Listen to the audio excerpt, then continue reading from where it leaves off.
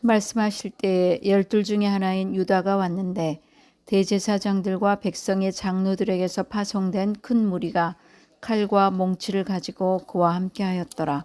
예수를 파는 자가 그들에게 군호를 짜 이르되 내가 입맞추는 자가 그이니 그를 잡으라 한지라. 곧 예수께 나와 랍비여 안녕하시옵니까 하고 입을 맞추니 예수께서 이르시되 친구여 네가 무엇을 하려고 왔는지 행하라 하신대. 이에 그들이 나와 예수께 손을 대어 잡는지라. 예수와 함께 있던 자 중에 하나가 손을 펴 칼을 빼어 대제사장의 종을 쳐 그 귀를 떨어뜨리니 이에 예수께서 이르시되 내 칼을 도로 칼집에 꽂으라. 칼을 가지는 자는 다 칼로 망하느니라. 너는 내가 내 아버지께 구하여 지금 12군단 더 되는 천사를 보내시게 할 수 없는 줄로 아느냐. 내가 만일 그렇게 하면 이런 일이 있으리라 한 성경이 어떻게 이루어지겠느냐 하시더라. 그때 예수께서 무리에게 말씀하시되 너희가 강도를 잡는 것 같이 칼과 몽치를 가지고 나를 잡으러 나왔느냐. 내가 날마다 성전에 앉아 가르쳤으되 너희가 나를 잡지 아니하였도다. 그러나 이렇게 된 것은 다 선지자들의 글을 이루려 함이니라 하시더라. 이에 제자들이 다 예수를 버리고 도망하니라. 마태복음 26장 47절로 56절입니다.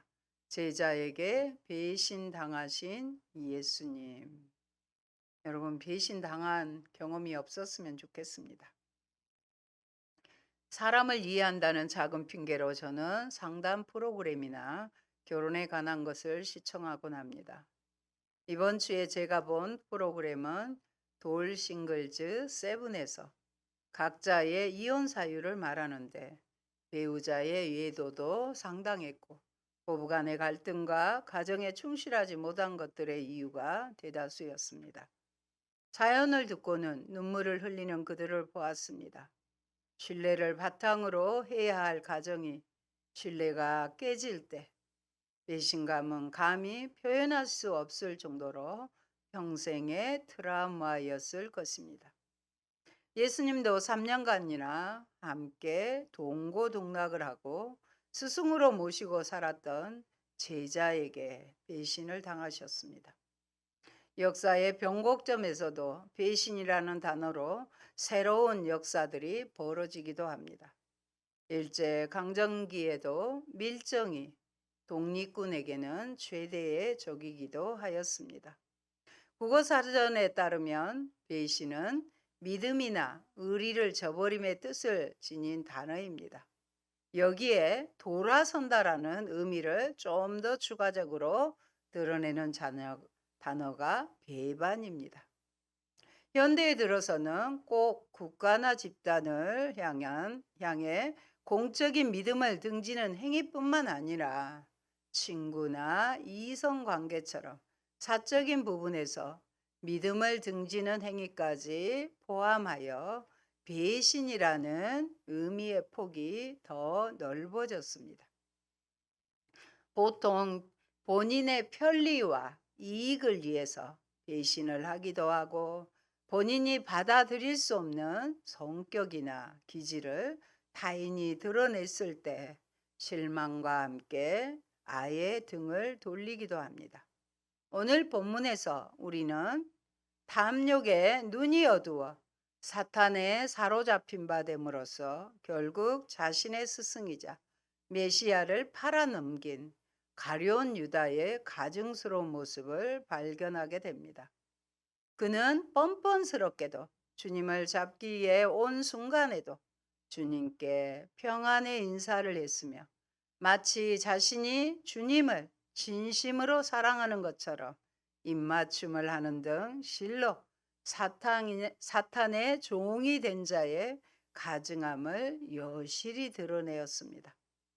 또한 죽을지언정 주를 부인하지 않겠다고 했던 제자들의 비겁한 도주의 모습은 인간의 연약한 실체를 깨닫지 못하고 자만하는 사람들과 주님을 구주로 확신하지 못하는 구조와 같은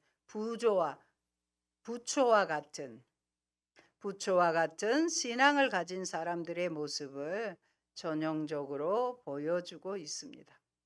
우리에게 오늘 주시는 교훈입니다. 첫째, 예수께서 잡히시는 현장에서 가룟 유다와의 대화입니다.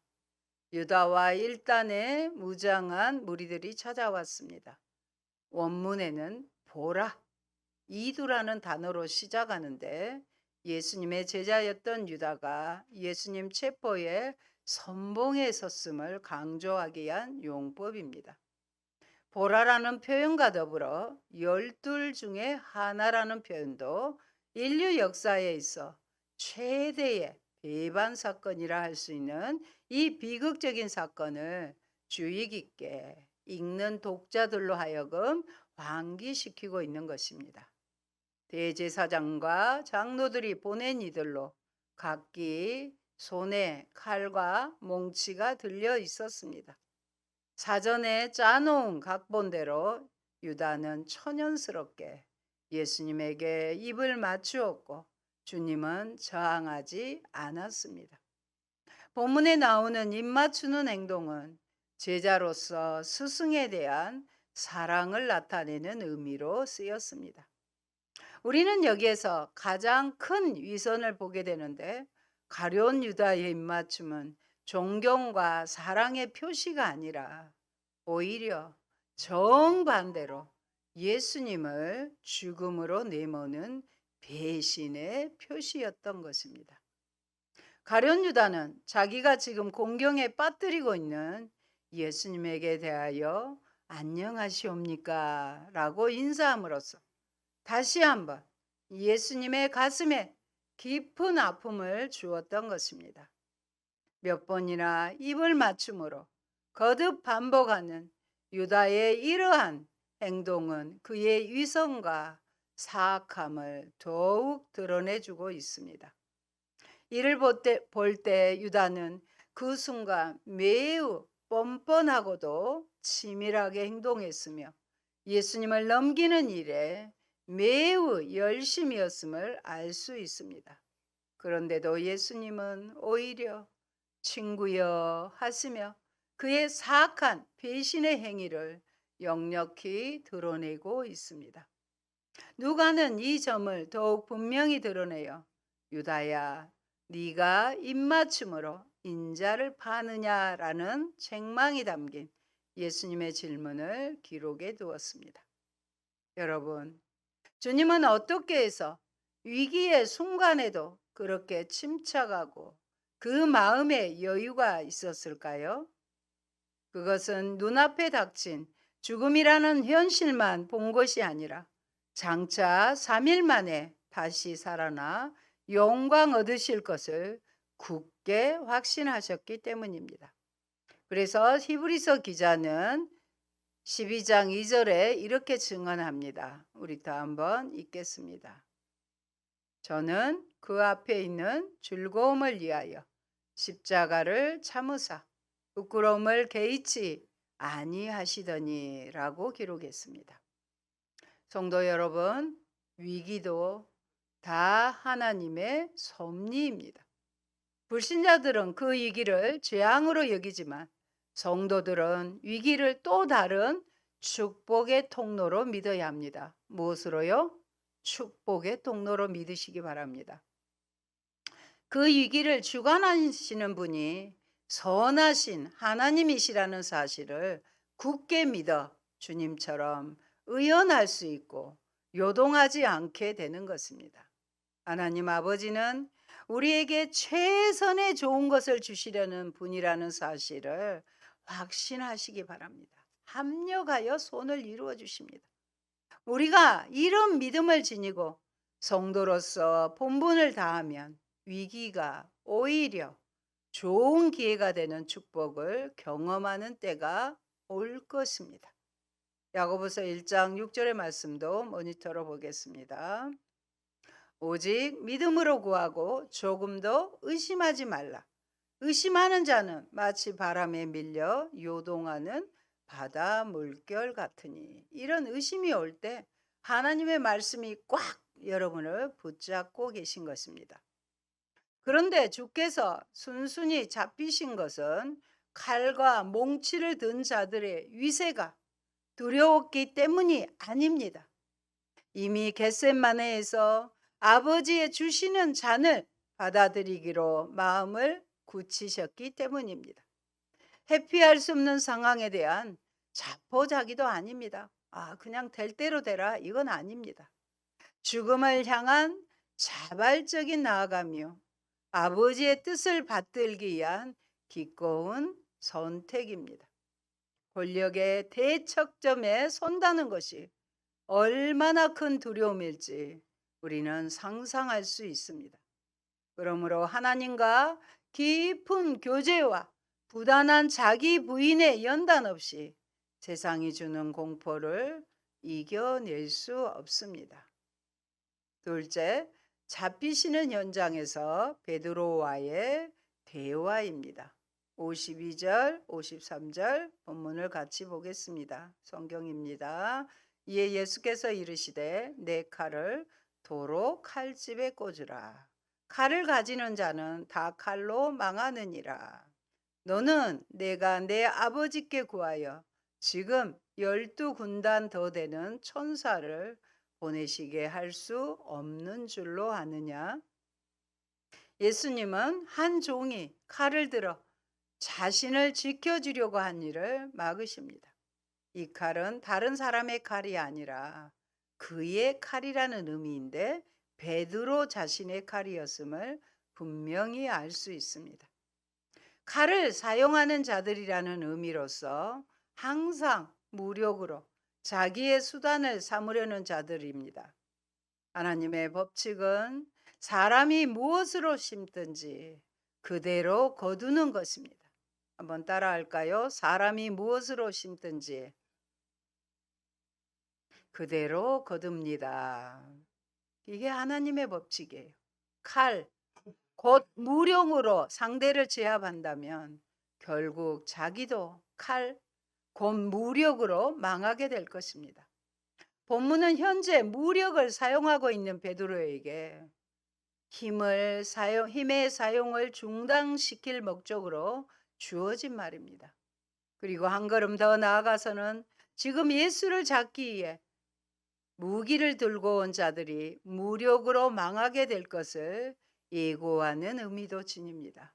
실제로 유대인들은 AD 70년 예루살렘이 로마 군대에 점령당하고 전국이 초토화되므로 예수님의 이 예언은 성취되었습니다. 일반 역사도 이 사실을 증명합니다.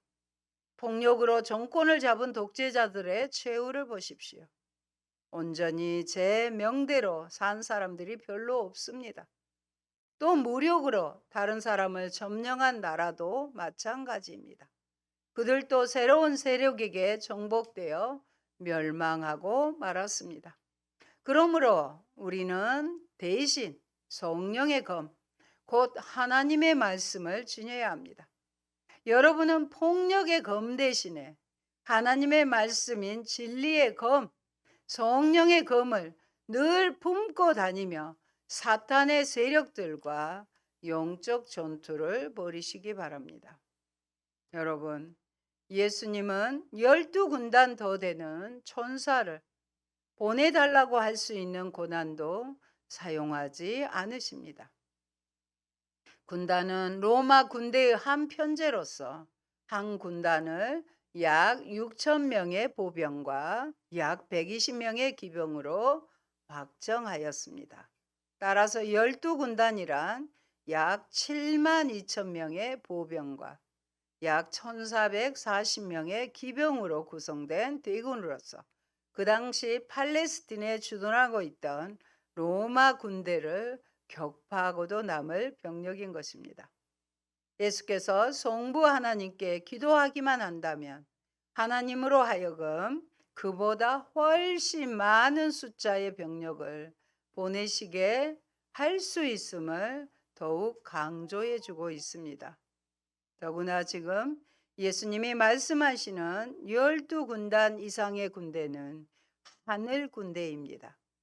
이처럼 예수께서 인간보다 훨씬 강력한 천사들로 구성된 수많은 하늘 군대를 동원하신다면 예수를 붙잡으러 온 무리들 정도는 어렵지 않게 제압할 수 있습니다.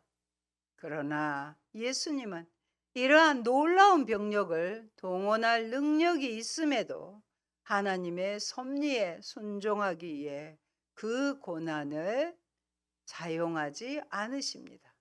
그냥 붙잡히십니다. 어쩔 수 없기 때문에 체념한 것이 아니라 아버지의 때가 되었기 때문입니다. 자신이 기도한 대로 아버지의 원대로 되기를 바랐기 때문입니다. 아무도 자신의 순종을 방해하지 못하게 하셨습니다. 지금 예수께는 죽음의 길을 막아서는 것이 돕는 것이 아니라 방해하는 것이었습니다. 방금 전에 베드로의 행위는 비록 그가 예수님을 위한 마음으로 하였다 할지라도 그것은 예수님을 위한 것이 아니라 도리어 하나님께서 정해 놓으신 일이 이루어지지 못하도록 방해하는 것이었습니다. 예수님께서는 이러한 일이 있으리란 성경이 어떻게 이루어지겠느냐라는 의문사를 사용하여 이를 책망하고 있는 것입니다. 셋째, 성경의 예언을 이루려 하신 예수님이십니다. 54절 다시 한번 볼까요? 내가 만일 그렇게 하면 이런 일이 있으리라 한 성경이 어떻게 이루어지겠느냐 하시더라. 과거의 성경에서 말한 예언대로 이제 그 일들이 예수 그리스도에게서 이루어지고 있는 것임을 가리키고 있습니다. 이상을 다시 번역하면 반드시 이렇게 될 것이라는 의미입니다. 예수님의 배신 당하심과 십자가 순환은 하나님께서 계획하신 구속사에서 가장 핵심적인 사건이며 따라서 인간의 힘으로 변경시킬 수 있는 성질이 아닌 하나님의 작정에 의해 필연적으로 반드시 이루어지게 되어 있는 것입니다. 주께서는 제자들에게 자신이 힘없이 잡힌 것은 이 일을 예고한 말씀을 이루기 위함이라고 말씀하십니다. 칼과 몽치를 들고선 무리에게도 평화로운 가르침을 베푼 자신을 강도를 다루듯 하는 것은 다 예언자들의 글을 이루기 위함이라고 설명하십니다. 그 예를 들어볼까요? 이사야 53장 12절의 말씀 같이 보십니다.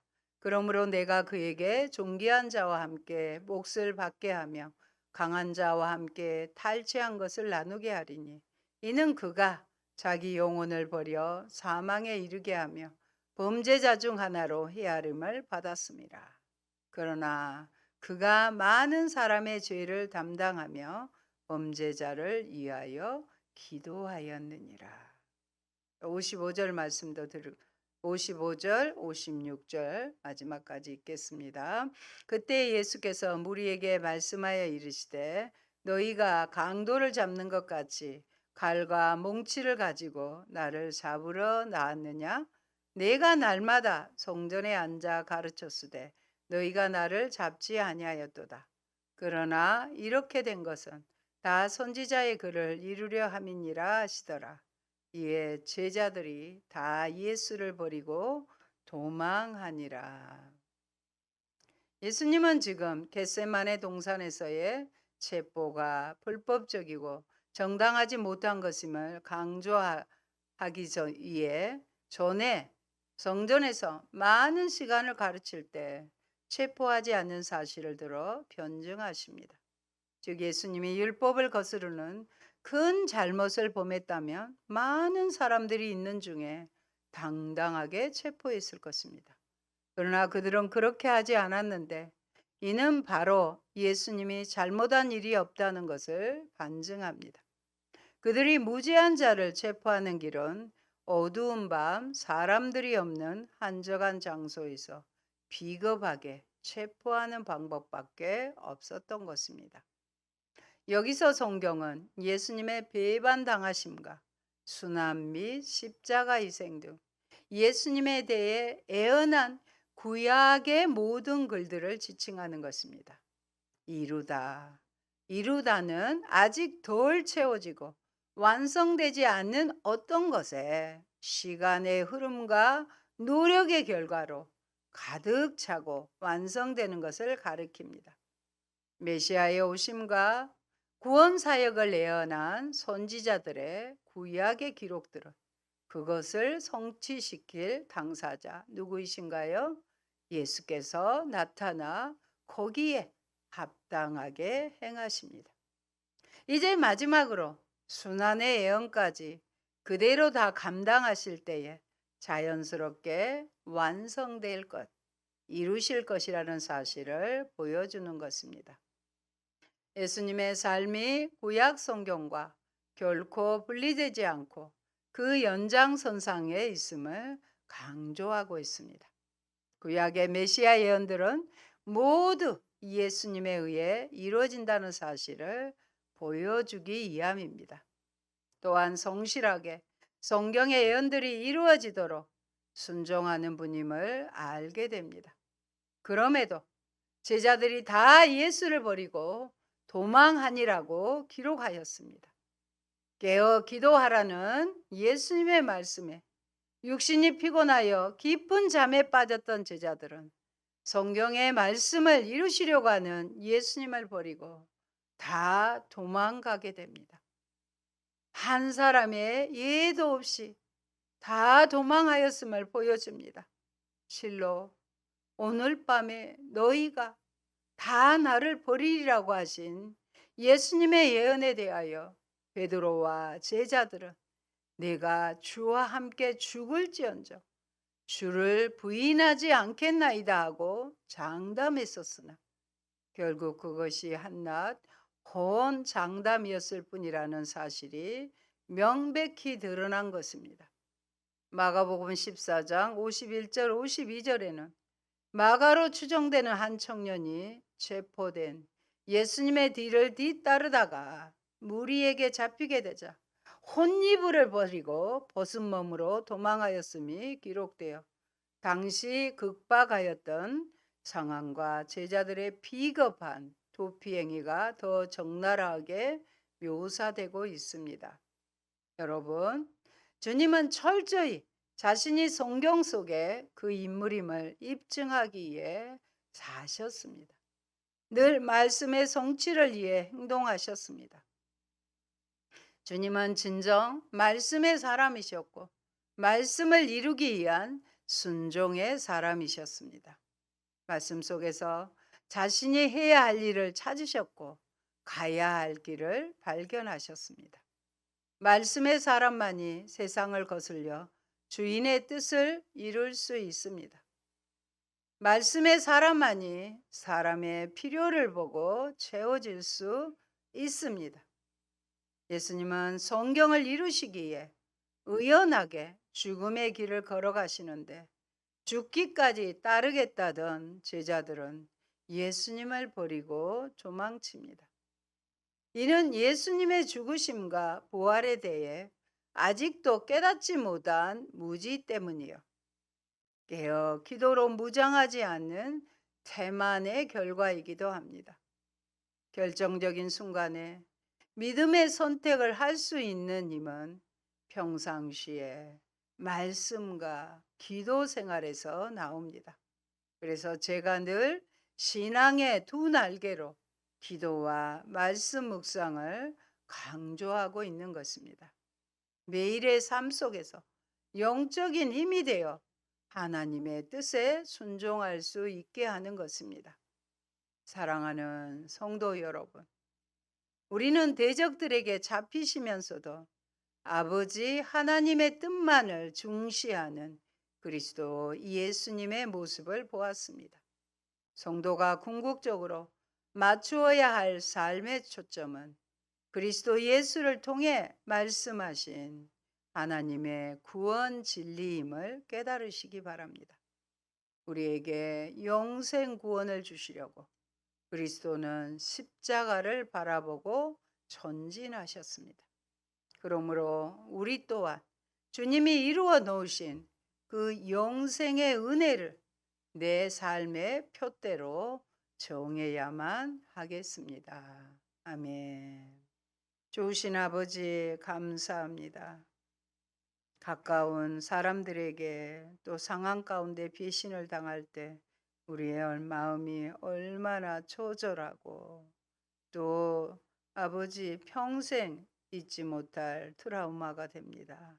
그런데 오늘 본문에서 예수님은 3년 반 동안이나 동고동락했던 가룟 유다에게 선생님이라고 스승이라고 여기던 가룟 유다에게 배신을 당하여 아버지 기꺼이 자발적으로 팔려가시는 모습을 봅니다.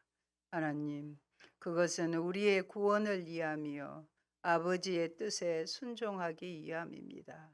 주님, 우리에게도 평상시에 늘 말씀을 묵상하고 가까이하여 아버지의 뜻에 순종하고 기도함으로 더 확신을 가져 주님 뜻에 순종하는 저희가 되게 하여 주옵소서. 그 구원을 이루시기 위하여 제자에게까지 배신당하신 주님의 그 처절한 마음을 우리도 아버지 하나님 공감하여 주님을 더 깊이 사랑하는 저희가 되게 하옵소서. 예수님 이름으로 기도합니다. 아멘.